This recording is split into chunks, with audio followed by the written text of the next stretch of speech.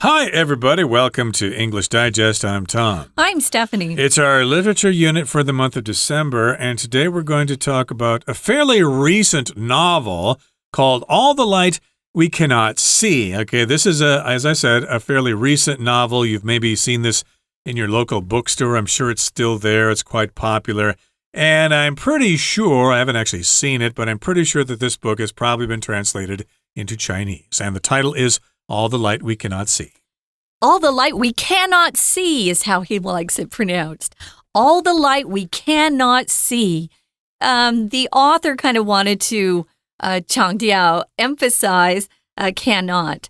So that's how this is. I love this book. I bought it when it first came out because a friend of mine had suggested that it was a really good read. So I bought it. And I like World War II books anyway. And turned out this book was amazing to me. It's probably the best written work of fiction I've ever read in my life. It's beautiful. It's like you're reading page after page of just poetry. It's so beautiful. It's not easy.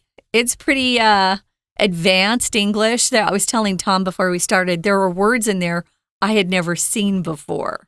And I have pretty good English. So if you love beautifully written English or you want to see what it looks like, I would say pick up a copy.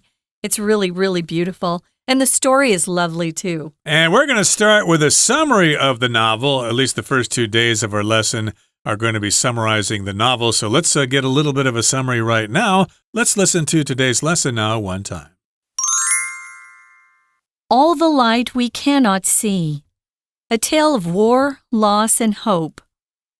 During World War II, 2 teenagers are thrust into a world of both destruction and hope. The story unfolds in Paris, where Marie-Laure Leblanc lives with her father, a locksmith, at the Museum of Natural History. After she lost her sight at a young age, her father helped her adapt by constructing miniature models of their neighborhood. Using her fingers, she memorizes each street and corner so she can navigate the world without sight. When Marie-Laure turns 12, Nazi forces invade Paris and compel her and her father to flee. They move to Saint-Malo to stay with her great-uncle Etienne, a reclusive man tormented by memories of World War I. They bring with them a legendary diamond called the Sea of Flames, which the museum entrusted to her father for safekeeping. This gem is believed to bring immortality to its owner, but misfortune to others. Its power and value make it a target for the Nazis and treasure hunters. Meanwhile, Werner Fennig, a German orphan, grows up in a mining town with his sister. From a young age, Werner is fascinated by how things work, especially radios. One day, the siblings uncover an old radio set and begin spending their evenings listening to broadcasts. One voice in particular, a soft-spoken French speaker explaining science and nature, sticks in his memory for years. These broadcasts spark Werner's passion for technology and lead him to repair radios around town. His exceptional talent soon catches the attention of Nazi officials. At 14, Werner is sent to a military school and assigned to a unit that monitors illegal radio transmissions across Europe. Although Marie-Laure and Werner have never met, the war slowly draws their destinies together. Okay, guys, let's dive in. All the light we cannot see, a tale of war, loss, and hope. This is set in World War II. That's the setting of this particular novel. And we kind of follow 2 separate stories for a while, and then they come together. So it's kind of interesting. We've got 2 teenagers, and they're thrust into a world of both destruction and hope. Kind of hard, because as a teenager, you're hoping, as you grow up, you'll get the chance to make something of your life and do what you care about. Everyone has dreams, and teenagers especially have a lot of dreams. because they think anything's possible at that point. But when a war breaks out, it changes everyone's lives and it changes theirs too. To say you're thrust into something just means you're pushed into it, and it feels like you're being forced into it. And they were kind of pushed into it, shoved into it. So they were thrust into a world of both destruction. They were seeing people they loved around them die, but they also saw the buildings around them explode and become unlivable. So, yeah, they see a world of both destruction and hope. And this book will probably be made into a movie someday. And the story unfolds in Paris, where Marie-Laure Leblanc lives with her father, a locksmith at the Museum of Natural History. So the story begins in Paris, or it takes place in Paris. When you unfold something, of course, you take a piece of paper and you open it up so that you can see the contents, like you received a letter in the mail. So you unfold the letter so that you can read it. So, yeah, it starts happening in Paris. We've got the main character here, Marie-Laure Leblanc, and she lives with her father, and his job is a locksmith at a museum. A locksmith, of course, is somebody who takes care of all the locks. Yeah, he makes locks. He also repairs them. I've lost my key to my apartment before, and I've had to call a locksmith out to make me a new key, get me inside, and then make a new key for me. And also, I've had my locks replaced. Well, he's a locksmith at a very important museum, which is the Museum of Natural History. So Marie-Laure, that's her first name, she's lost her sight. She's blind.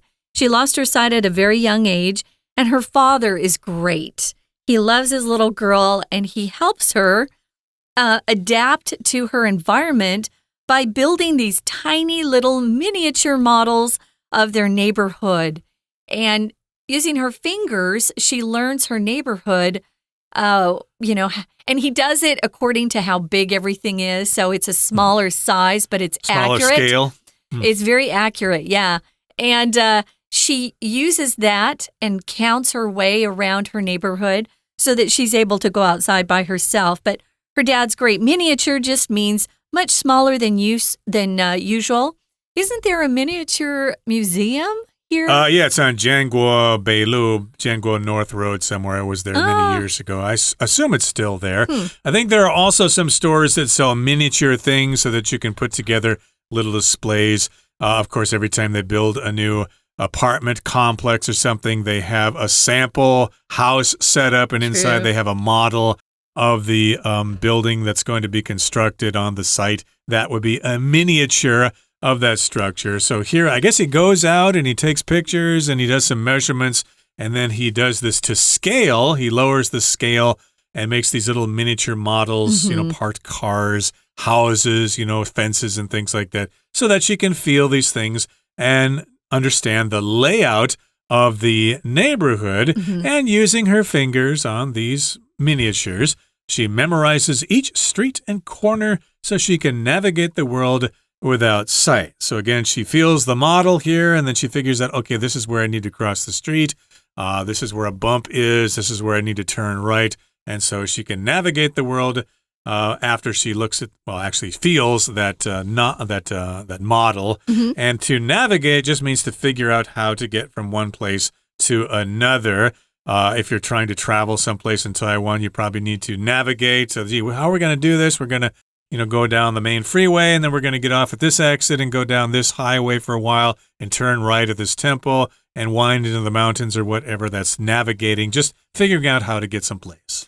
Yeah, so when Marie-Laure turns 12, Nazi forces invade Paris. She's French. Okay, we've got two different stories here. Marie-Laure is French, and then the guy we're going to talk about in a minute, the other teenager, he's German. And of course, they're on the opposite sides of the war. So here she is only 12 when the Nazis invade or come into Paris to take control. Nazis were a member of the German political party that was led by Hitler during World War II. And to invade just means to enter a place by force. We often use this word when we talk about one country coming into another country through force. We did not invite them. they invaded, or maybe you've been invaded by bugs in your apartment. You've got lots of bugs that you need to get rid of, maybe cockroaches or something that is being invaded too. So they invaded Paris, and they forced or compelled her father and Marie-Laure to flee. To flee just means to escape or run away from some danger you're facing. Right, and they moved to Saint-Malo to stay with her great-uncle Etienne. And he's a reclusive man tormented by memories of World War I. Okay, so I believe this town, Saint-Malo, is in Brittany, maybe in northern France or something like that. So they go to stay there with her great-uncle. So the great-uncle, of course, would be one of her grandparents' brothers. Okay, so that's great-uncle Etienne. And he's reclusive, which means he just keeps to himself. He doesn't go out. He stays home by himself all the time. And that's probably because he's tormented by memories of World War I. If you're tormented or tormented by something, that just means you're kind of bothered by that thing. You probably have nightmares. You have difficulty sleeping. You think about it all the time.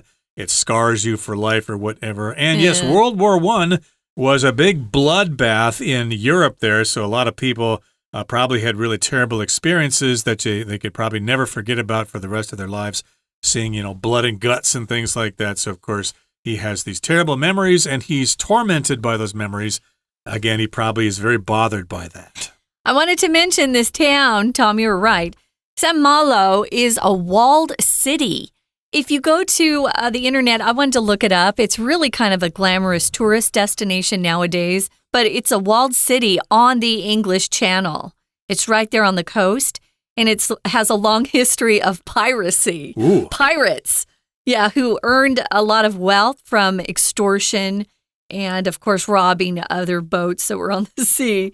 But in 1944, during World War II, it was heavily bombed by the Allies. So it was really hurt quite badly. But it's a beautiful location. And I saw that it was a pretty popular tourist spot nowadays. But yeah, he was tormented. I was worried when they first introduced the great-uncle Etienne because he seemed a little suspect to me, a little maybe someone I didn't really want near that little girl, if you know what I mean. But he turned out to be someone who helped her because at one point she loses her father. So they bring with them, and when we say they, we're talking about Marie-Laure and her father. They bring with them to the great-uncle's house something called the Sea of Flames. It's a huge, very famous diamond, which the museum entrusted to Marie-Laure's father to keep safe. So if you entrust something to someone else, it means you give them the responsibility for something really valuable or important. And safekeeping is just a noun, meaning keep something safe. So it's the protection of something that's really valuable, and you don't want to, either lose it or damage it. So this Sea of Flames was very secret. I don't think anyone knew that Marie-Laure's father had it, except those very, very top museum officials. But once the war started, people lost contact. And so suddenly her dad, who was a good guy, he could have stolen it, Tom, and sold it for a lot of money. He did not. He kept it safe. It's a gem. Gem just means some sort of natural stone that's quite valuable. It could be a diamond. We call gems rubies, sapphires, emeralds. Emeralds. What was topaz. the green name? Topaz. All of these are gems. Of course, diamonds are considered to be quite expensive and valuable. So it was believed to have some special, powers to it, Tom. Yeah, it can bring immortality to its owner, but it will bring misfortune to others. Now, immortality means you're immortal. You're not going to die. You're going to live forever. So, of course, it would be better to actually have the diamond. It will bring immortality to the person who owns it. And again, as you know, the Nazis were notorious for stealing artworks. And so the museum thought, we don't want the Nazis to get this diamond. So they entrusted it with her father. And, of course, they took it with them up to that town there. What was it San called? Malo. San Malo, okay. And its power and value make it a target for the Nazis and treasure hunters. I guess the Nazis knew about this diamond, and they were probably went into the museum, and they probably tortured people. Tell us where it is, or I'm going to kill you, or whatever. So you can expect that the Nazis really wanted to get this diamond so that they could really destroy the rest of Europe and take over. Okay, that brings us to the midway point in our lesson for today. Let's take a break now and listen to our Chinese teacher.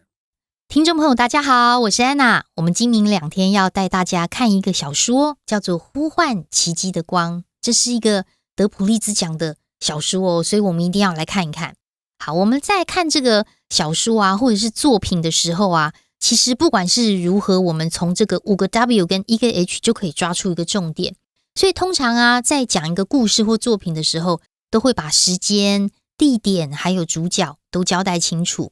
那在第一段的第一句当中，我们看到的是在第2次世界大战的时候，这个是时间。那人呢就出现了 two teenagers， 有2名的青少年，他们当时啊被卷入这个怀抱希望却又充满毁灭的一个世界当中，对吗？2次世界大战啊，可是就算有世界大战，我们生活还是要过嘛。在第2句里面，我们就看到 Paris， 地点就出现咯，故事就从巴黎展开了。我们特别注意第一段第2句这个地方 Paris 逗点之后来了一个 where 补充说明的关系子句，或者我们说非限定用法的关系子句。我们在这个月啊的其他单元当中曾经特别有说明一下这个补充说明的关系子句啊，逗点之后之所以要用补充打个逗点，就是因为先行词这个 Paris 它是世界上独一无二的，所以我们不用去限定是哪一个巴黎。讲到巴黎，我们大家都知道打逗点 where， 而在巴黎那个地方，我们先看到了第一个主角 Marie-Laure Leblanc。 好，这是女主角。那么当时 Marie-Laure Leblanc 跟她的父亲生活在那边，她父亲是国立自然这个历史博物馆的一个锁匠。但是这里的 where 呢，我们还是要稍微再补充一下，因为 where 它是一个关系副词嘛。那这个副词是什么样的副词？可能表地点，可能表时间，可能表方法，可能表原因，到底要表示什么？逗点之前的先行词如果是巴黎，那么它一定是表地点，所以副词我们用 where。 为什么要这么说呢？因为如果今天逗点之后给你的是 in which， 就表示 and in Paris。 所以有一个关键就是，不管它是限定用法还是非限定用法，其实这个关副啊，关系的意思就是连接的关系，它本身就有带着 and 连接的功能。而副词在这里指地点，当然指的就是 in Paris。 好，那这个句型剖析完毕之后，我们就要直接来看到后面的一个文意咯。故事是这样说，也就是女主角 Marie Leblanc 她其实年幼失明，所以她的父亲啊就制作他们街区的一个微缩模型，帮她适应环境。那这个微缩模型出现在第一段的第3句，第一段第3句后面一点地方有一个 miniature models。 miniature 就是我们所谓翻成那个袖珍的意思。这个袖珍是完全按照比例完全缩小，通常是1/12，那也有做到1/24的。像是袖珍艺术品就可以叫做 miniature arts， 这个袖珍艺术。好，这是第一段。接下来来到第2段呢，我们看到当 Marie-Laure 12岁的时候啊，因为纳粹军就入侵巴黎，所以他跟父亲就逃走啦。他们逃到哪里呢？逃到圣马洛，然后投靠他的叔公 Etienne。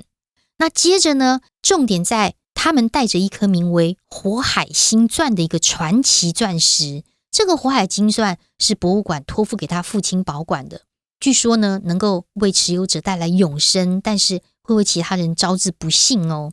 在第2段我们特别注意第3句这个地方，也是一样补充说明的关系子句。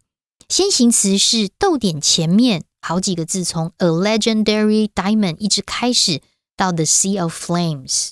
那既然就是世界上唯一独一无二的那一颗火海星钻，逗点之后当然which就是补充说明，补充说明一下逗点，而那一颗钻石是他这个父亲从博物馆那边所受托的。好，那么接下来我们提到有一个单字叫做永生，同样出现在这一段第4句的地方 immortality。这个字我们来看一下，中间的 mortal 指的是会死的，生命有限的。那我们大家都是 mortal 啊，我们都有一天都会死掉，对不对？可是大家都喜欢追求永生。如果是永生不会死掉，叫做 immortal， 所以它的名词永生叫做 immortality。 We're going to take a quick break. Stay tuned. We'll be right back.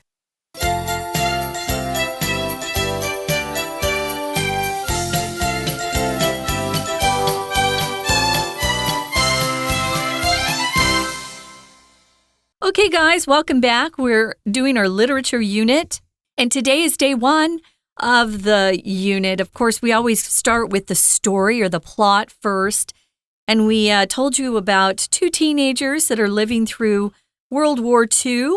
One story happens in Paris, and it's a French girl and her father, Marie-Laure Leblanc.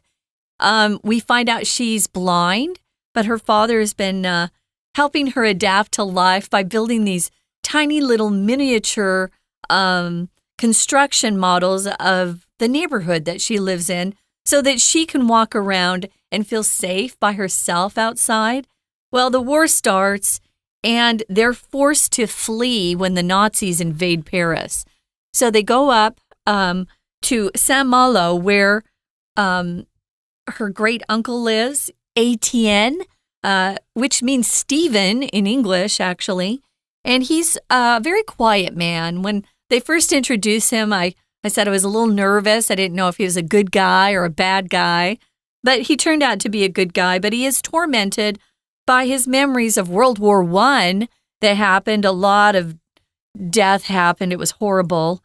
And they bring with them, Marie-Laure and her father bring with them, the Sea of Flames, that very important and priceless diamond for safekeeping. And we find out that it's also being hunted for by the Nazis and other treasure hunters. During the war, there are good people and there are really, really bad people who just go around and steal and hurt as many people as they can because it's a war and there's chaos. Indeed. So, of course, the Nazis and other people knew about this diamond. They knew it was in the museum and it disappeared. So they're wondering where it went. So maybe they did some investigation. Well, I think that one guy, he's a locksmith. He might have it. Where'd he go? So maybe they're going to chase him down. Who knows? But in any case, that's one part of the story. Now we jump to another location and talk about a different story. And eventually they come together, but we have to separate them first. So we got to go to Germany now.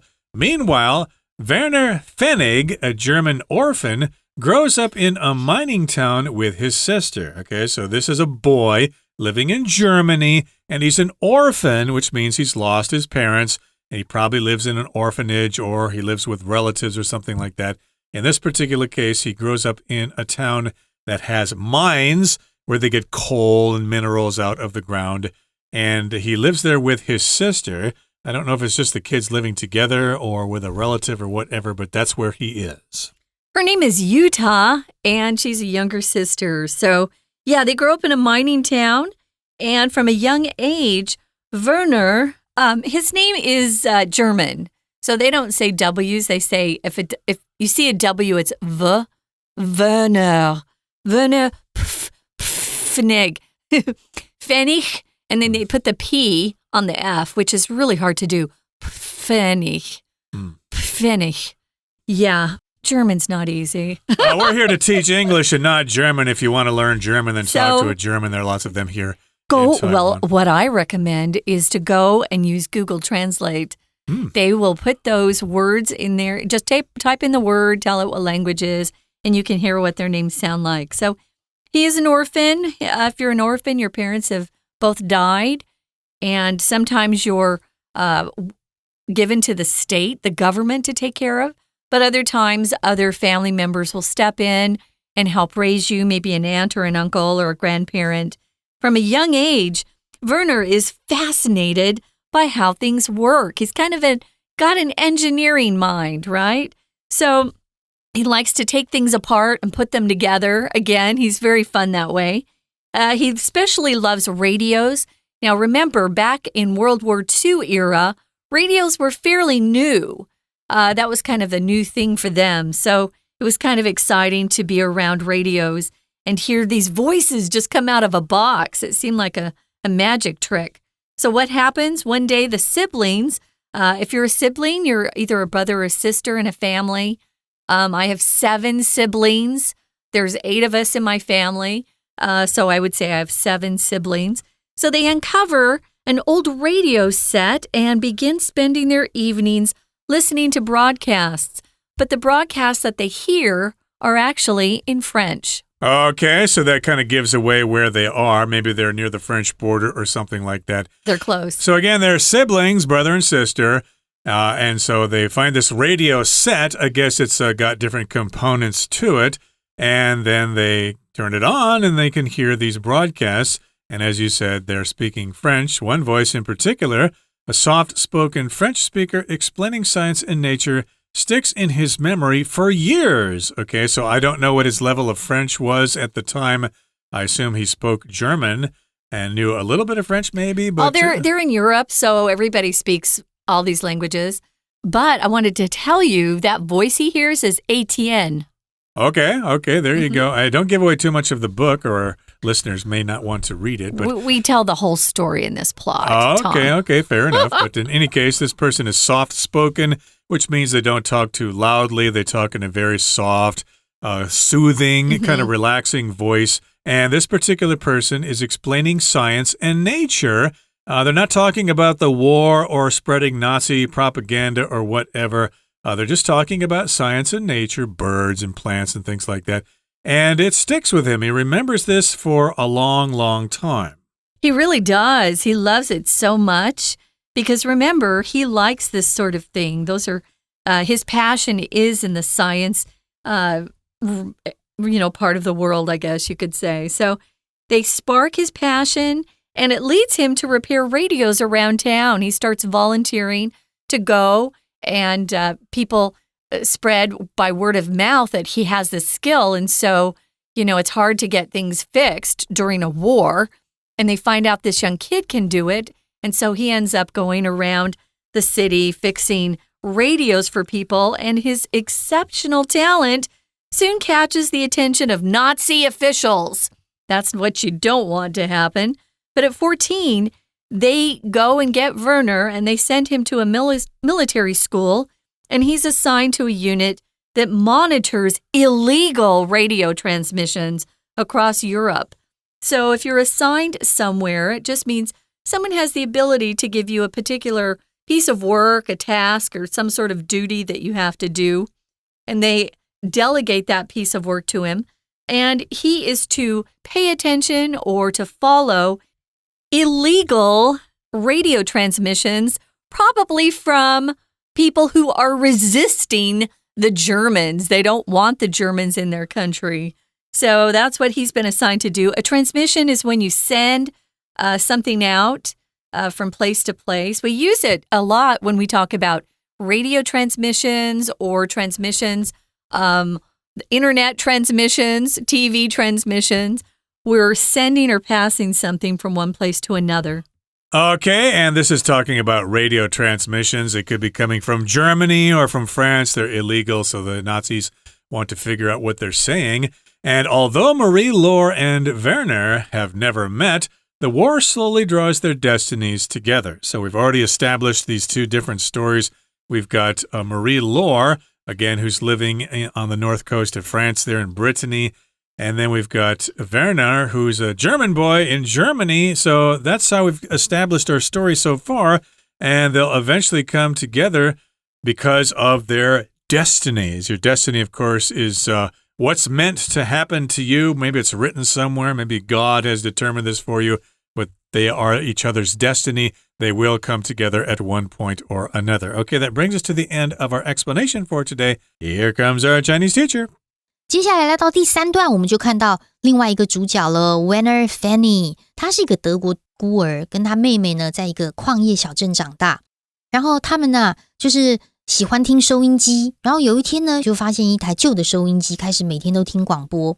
而且 Werner 呢特别记住其中一个声音，很轻柔的语调呢解释科学啊自然的一个法国讲者，他一直深深的记得。我们来到第3段的第4句哦。这里有一个关系子句的简化，先行词是破折号之后的 a soft-spoken French speaker， 后面 explaining 一直到句尾可以左右括号。那 explaining 呢，还原可以还原成 who 或者是 that explains。那这时候我们就可以稍微复习一下，在关系子句的简化当中，到底要用 ing 还是 pp， 你真的不要想。因为如果我们还原是把关系词 who 或者是 that 删掉，原本的动词直接变动词 ing。如果这个动词是 be 动词，那我们把 be ing 删掉之后，就自然而然会留下 pp 了。在这里既然是讲者去解释一些东西，当然我们直接就不会用被动啊， who explains 或者是 that explains， 把关系子句的这个关代啊 who 或 that 删掉，剩下的解释直接变成动词 ing。 那么接下来呢，因为我们看到 Werner 他对于这个收音机啊还有这些机械的才能很快就引起纳粹官的这个注意，所以14岁的时候他就被送到一个军校，并且分派去负责监听欧洲各地无线电传输的单位。我们明天还会针对这个故事有更深入的讲解。我是安娜，我们明天见。That's all for today. Thanks for joining us. And also make sure you check out our extra content on YouTube and Facebook. And we look forward to seeing you again next time when we continue talking about all the light we cannot see. From all of us here at English Digest, I'm Tom. I'm Stephanie. Goodbye. Bye.